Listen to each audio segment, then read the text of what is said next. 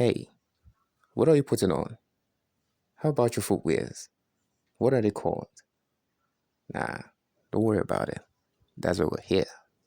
Today we'll be talking about types of clothing, what they look like, and what they're called. So sit back, relax, and let's get to it.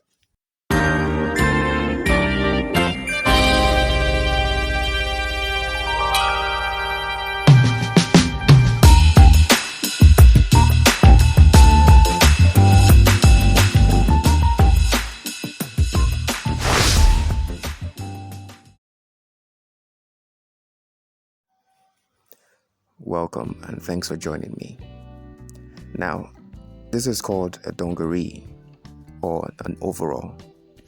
Is it that you call it a dungaree or an overall? The British will call it dungaree, while the Americans will call it overall. It's not an apron.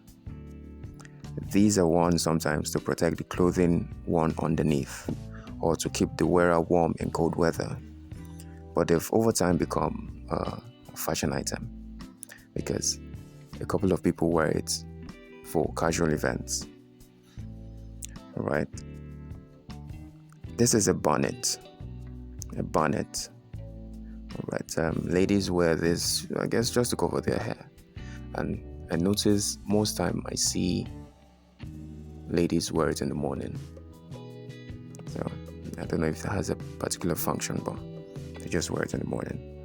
I once saw this on a lady and I called it a shower cap. The lady turned and gave me this stern look. And I was like, okay, I didn't know the name. So, bonnet. It's the same name and pronunciation for that part of a vehicle that you open to check out the engine. In most vehicles, the front part of the vehicle that you lift up to see the engine is called the bonnet.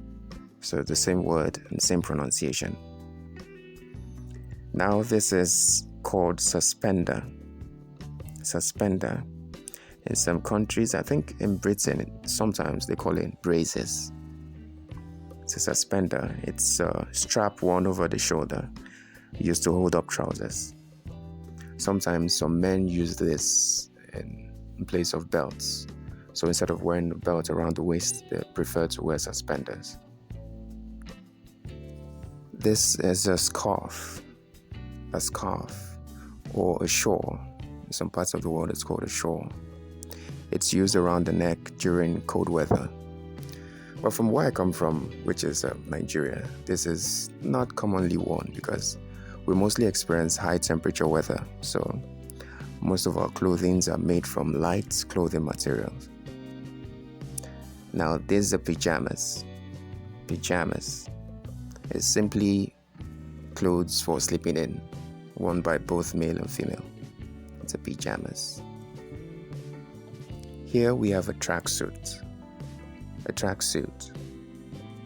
It is worn as an outer layer by participants in sporting events. This is a diaper. Diaper or nappy. Nappy. The Americans call it diaper, the British will call it nappy. So this is worn by a baby or a young child who is not yet toilet trained, and sometimes by an older adult, who is incontinent, meaning someone that's unable to control his or her discharge of waste. So it's a diaper or nappy. Nigerians, this is not Pampers.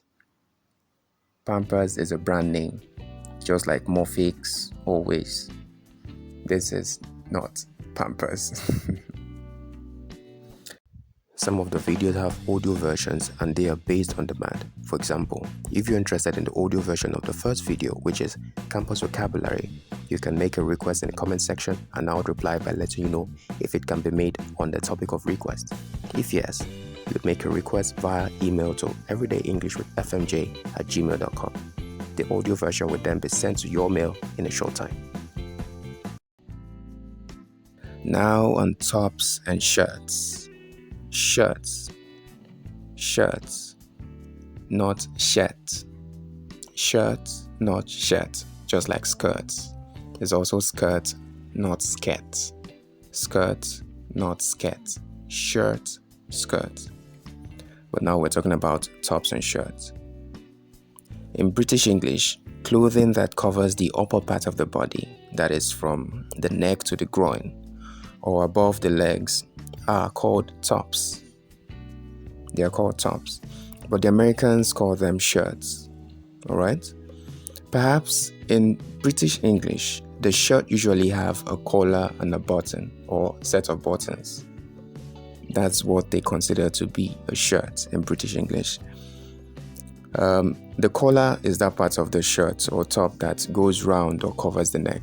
I believe we all know what the collar is. Alright, so here are a few types of necklines. We have the V-neck, the polo neck, the cowl neck, the crew neck. The crew neck is the regular round neck. Alright, there are several types of collars. The top can be sleeveless or strapless. It can be long sleeved or short sleeved. It can be a spaghetti strap. Spaghetti straps are the ones that are really thin straps like spaghetti. Or strappy top. Strappy top simply means tops that have straps. Alright? So in British English, strappy tops are called vest, while in American English they're called tank tops. A t-shirt simply means a short-sleeved shirt, or let's say a short-sleeved top, basically. Then for long sleeve, you simply call it long sleeve. This is long, since it's already long, just call it long sleeve. Now, crop tops, these are the tops that most times you find an adolescent or young lady wear that shows the stomach. Those are crop tops. Then blouse is the feminine shirt or top, and it's mostly loose fitting. It's not tight, it's not a body hug. Alright. Now we have jumper or sweaters. The British call it jumpers, the American call it sweaters. Then there's hoodie. This one has a hood and usually a pocket at the front. Then we have cardigan, which is a sweater that fastens up with either a button or a zipper. So a sweater that has a set of buttons or zipper is called a cardigan. Now, casual jackets. For casual jackets, we can have the leather jacket, the denim, which is the jeans, the baseball or varsity jackets. I think this one you'll find this in, I see this a lot in American movies, high school students. That's why they're called American high school style jackets. Sometimes they're multicolored. Right. So for formal jackets, which is here usually menswear, we have the blazer. The blazer is the casual jacket. Then we have the dinner jacket. This is the jacket with the sateen on the lapels. These are the dinner jackets. Then we have the single-breasted and the double-breasted jacket. The single-breasted is the one with one row of buttons, and the double-breasted 2 rows of buttons. There are also coats, but it's mostly worn in regions with regular low temperature or cold weather. Now we have jeans or denim. So these are female jeans, and here we have the straight jeans, the slim, the skinny jeans, the boyfriend jeans. I wonder why this one is called the boyfriend jeans. We have the loose jeans, the flared, boot cuts, the wild jeans, distressed, and the mom jeans. I guess there are several other types of jeans or design or style of jeans. Now trousers. Leggings. These are high waist or regular. Joggers or sweatpants. The Americans will call it joggers. The British will call it sweatpants. And these are athletic trousers. Alright, we have the chinos, we have the shorts, we have the hot pants, we have, I think, hot pants or short shorts. The Americans call it hot pants, while the British call it short shorts. I guess in Nigeria we call it bomb shorts. Then we have the tights or pantyhose. Americans call it pantyhose, while the British call it tights. Now, dresses. As we can see, we have the little black dress. I guess this is just an essential item in every lady's wardrobe. Then we have the bodycon, which is the tight party dress. The floral dress, dress covered with prints or patterns of flower, I guess. Then the wrap dress. This is a wrap dress tied with a bow. The shift. How do I define this shift? Then the fit and flare. They are tight top, flared skirts. We have the maxi dress, which is a full-length dress. The party dress, well, I guess any dress you choose for a party is a party dress. We have the peplum, which is a tight dress with a flared waist. The summer dress is a casual dress worn in warm weather, usually loose-fitting and light fabric. Then the skater dress, it appears to be narrower at the top and flaring wider towards the ground, I guess. Then we have the sleep dress. This is a long dress with thin spaghetti straps, looking like an undergarment.